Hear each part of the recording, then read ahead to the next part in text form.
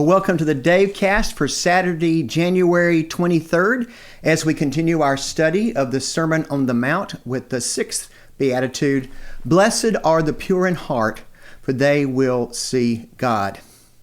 Of all the Beatitudes, this one could be among the easiest to turn from an announcement of the kingdom of God to an exhortation, to move the emphasis from being descriptive to prescriptive. And it would be so easy for me to call on verses like James 4:8, cleanse your hands, sinners, and purify your hearts, you double-minded. I mean, what preacher can't make hay with that? I mean, what preacher can't make a sermon because whose heart is ever completely pure?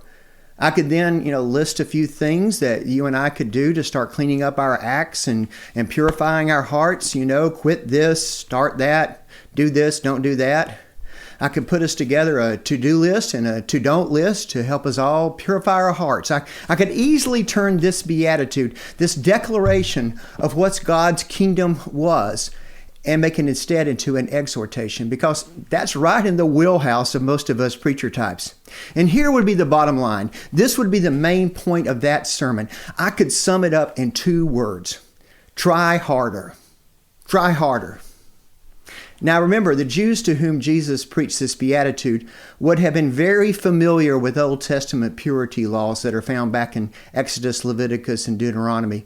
I mean, they were familiar with the hand washing and sanitation laws. They could probably have recited all the dietary laws in their sleep, all the clean animals that they could eat and all the unclean animals they couldn't.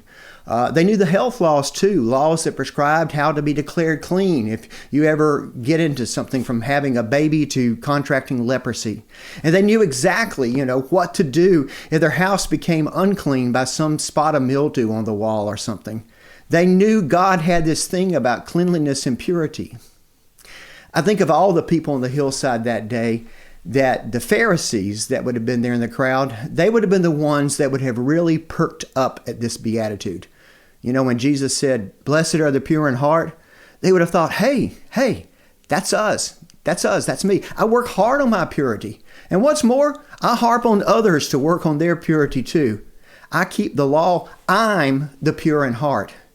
And so the Pharisees would have been inclined to maybe hear this beatitude and exhortation to do the very things that they thought they were already doing. Clean up your act, keep the law, try harder. They, like many of us who try hard to live a Christian life, are quick to hear the descriptive rather than prescriptive, with the bottom line message being, do whatever it takes to cultivate a pure heart. And for folks like that, it's so easy to make this beatitude into a demand instead of a blessing, as a work instead of grace, as exhortation rather than declaration. But remember, as with all the Beatitudes, before this is an exhortation, it is a declaration. Blessed are the pure in heart, declares Jesus. And so just who is Jesus blessing here? To whom is he extending grace? Who is he inviting into his kingdom? He is inviting those for whom nothing is good enough, not even themselves. Those like some of the Pharisees who really want to be good people and who want others to believe them to be good people and who want everyone else to be as good as they think they are. And because they know they can't achieve the level of purity they desire, they buckle down and try even harder. And in the process, they end up picking at themselves and picking at others. Dallas Willard, in that book, The Divine Conspiracy, that I keep quoting, described these people as the perfectionists. And they are a pain to everyone, and themselves most of all. In religion, they will certainly find errors in your doctrine, your practice, and probably your heart and your attitude. But truth be told, they may be even harder on themselves. They endlessly pick over their own motivations. They want to be pure, and they want to make sure you to be pure, and they will die trying to make it so. They're frustrated at their own failures to be perfect and frustrated when others don't meet up to their standards. Though they may not show it on the outside, these folks are constantly up and down in their spirit. I mean, they're proud when they get it right, and they're so disappointed in themselves when they get it wrong. And by and large, such persons, I believe they have a good heart and they want to be good people. But in their striving and in their perfectionism, they often become the kind of people of whom Mark Twain remarked, are good in the worst sense of the word. And yet, Jesus invites them into his kingdom and declares them blessed. Before this is an exhortation, this is a declaration. It is grace. It's grace. Blessed are the pure in heart, says Jesus, for they will see God. What a promise. You know, in describing the pure in heart, those who work so hard to achieve a pure heart by their own efforts, Dallas Willard wrote this. He said, "How miserable they are, and yet the kingdom is open to them, and there at last they will find something that satisfies their pure heart. They will see God. And when they do, they will find that what they have been looking for, someone who is truly good enough. The blessing is that in spite of their imperfections, they will see the perfect one and find their wholeness and purity in him rather than themselves.